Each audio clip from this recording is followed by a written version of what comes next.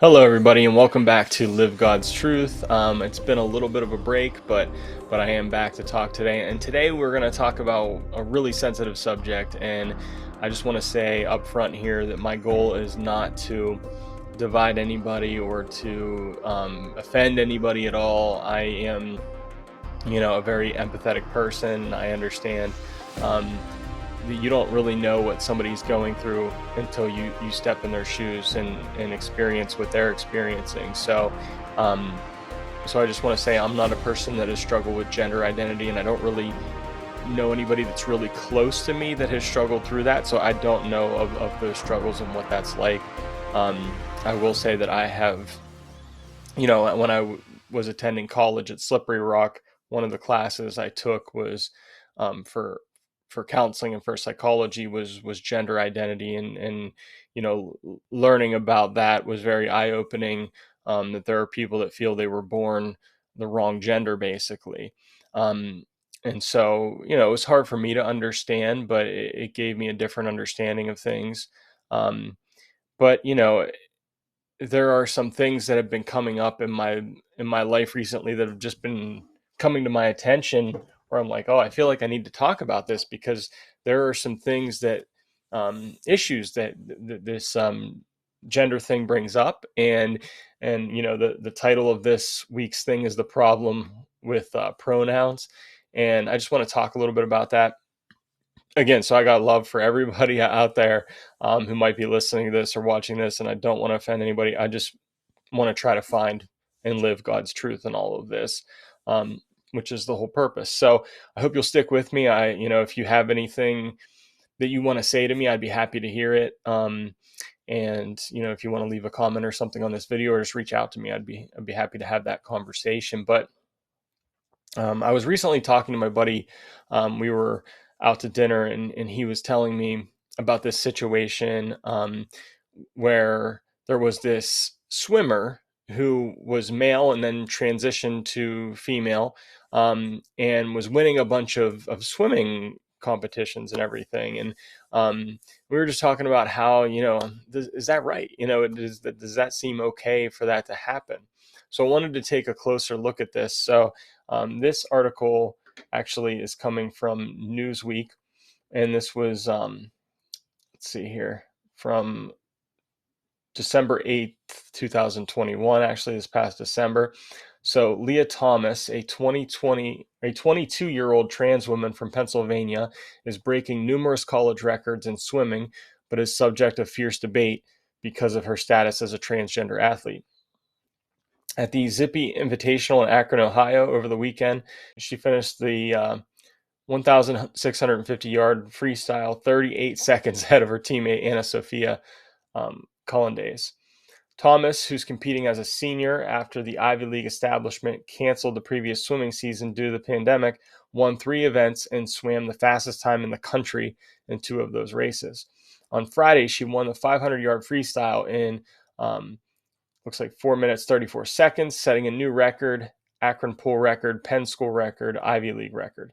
Next day, she won the 200 freestyle with a pool, meet, and program record time of 1:41, 7 seconds ahead of second place. On Sunday, she won the 1650 freestyle and a record time ahead of Colondaise, who finished with a time of 16:37. So this season is the first time Thomas, who previously was named Will, has competed in the swimming in the University of Pennsylvania's women's team. Okay.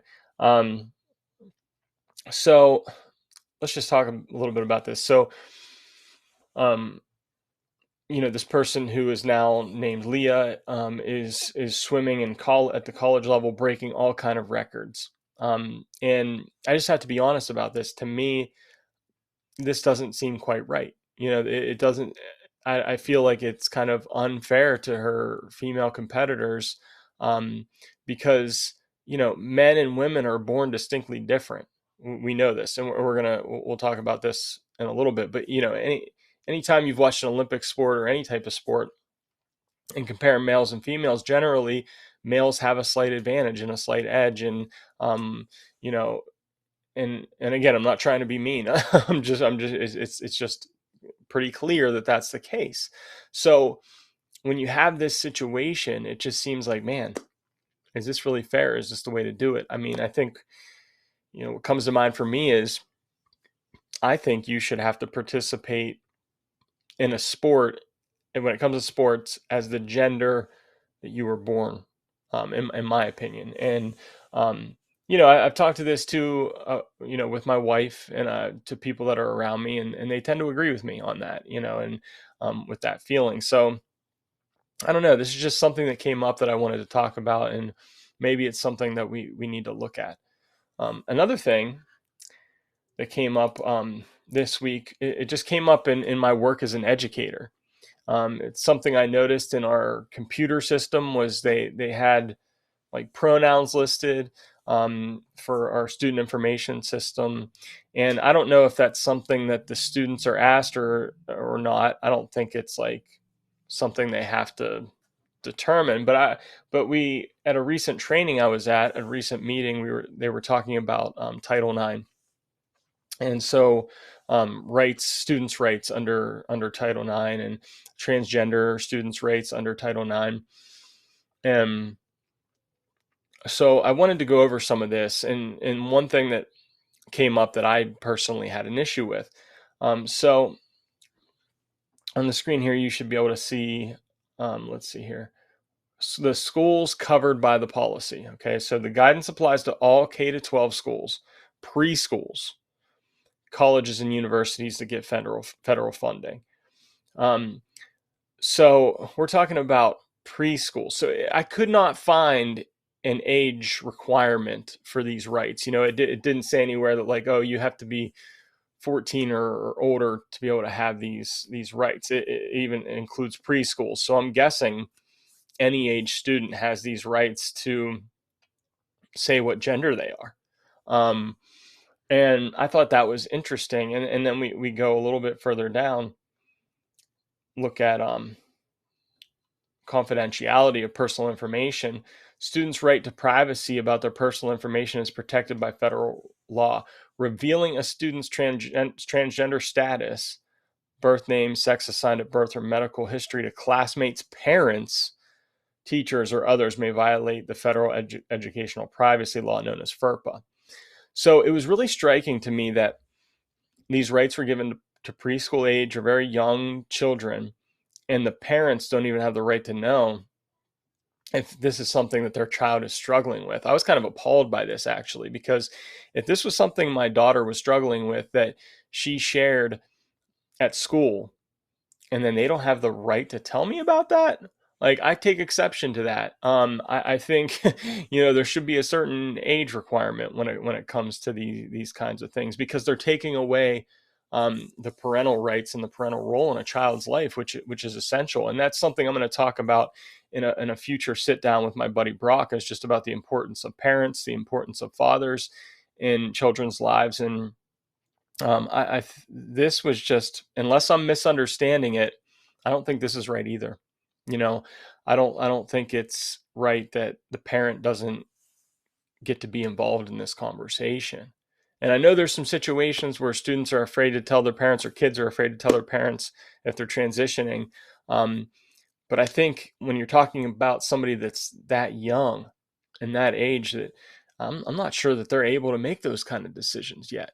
I think the parent should be definitely involved in that. So those were just a few things. And then I thought to myself, well, what I always want to do here is turn to the Bible. And I found this article on Focus on the Family. And it was talking about how in Scripture, in Genesis, the way God created the universe, and he created all these different separations.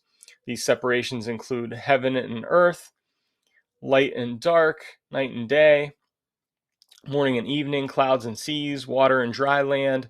The Hebrew concept of separation is rooted in the word kadosh, which, while often rendered as holy in English, here carries the sense of being set apart unto the Lord. Thus, it's kind of a holy thing, a separation. These separations are set apart for God, for the creator of the universe. So again, if you're not a Christian, you might not buy into this, but this is really for those Christians that are out there listening, wondering, what do we think? What's the right thing about this gender situation? So clearly, it states here that people were set apart for a reason, and so further down, humans are first created separate from the animals in Scripture, but then there's also a separation into two sexes, male and female, wholly complementary, yet each sex uniquely and mysteriously bearing God's image. So there's a reason that God split people into male and female. There is a reason for this. There is a scriptural reason. There are these separations that are created for God's purpose. Women and men complement each other. And so, you have these complementary roles. Like there's things that I can do or the way that I think that maybe my wife doesn't do, or the way that she thinks, and vice versa. Like there's things, and Brittany always jokes like, what would you do without me? And I'm like, I don't know, because, she is very good at paying attention to those small details, things that I miss a lot of the time, really planning things out and having this plan, whether it's financially or even with, grocery shopping and dinner and stuff like that. And so, you need a partner as that counterpart, I think. And there's a specific reason why we're split into male and female. So if we look at the scripture, this is coming from Genesis 1, verse 27, and it says, "So God created mankind in his own image. In the image of God he created them. Male and female he created them." So it seems like that indicates that in God's image is even male and female. And I think that's important to keep in mind. Now, again, I am not judging anybody who is going through maybe a gender identity crisis or situation where they feel like they're the wrong gender. And I don't know what that's like. I don't know what it would be like to go through that. And, there are many things in the Bible that we're all guilty of, that we struggle with. I don't, no matter what it is. It could be anger, it could be lust, it could be, sexual immorality, desires of the flesh, all these things. And, they're we're all guilty of sin. So I am not in the position to be able to judge anybody else and what they're going through. And just like the scripture says, before you judge someone else, before you try to remove the speck from somebody else's eye, remove the plank from your own eye. But I am saying that maybe there are some issues that are coming up with this gender situation. And I guess my main concern is sometimes we focus on these problems in our society, and maybe they're affecting a majority or a minority of people, and then we're trying to blanket and apply this whole thing to everybody. I'm saying if we force people into these conversations about pronouns, and you have to pick a pronoun, you have to say what your pronoun is. And I'm not saying that's going to happen, but if it did get to that level, I think you're creating a lot of confusion. And I think there's a lot of people right now that are, because the gender situation and transitioning to another gender is kind of trending. There might be people out there that are confused and are doing this just because it's the thing that's, acceptable now. And it's the thing that's going on. Maybe they're not even truly struggling with it. Maybe they are, I don't know. But I think it creates a lot of confusion if we really try to force, especially kids, into the decision of what gender they are. And there being this option of being whatever you want and being whatever gender you want and all that.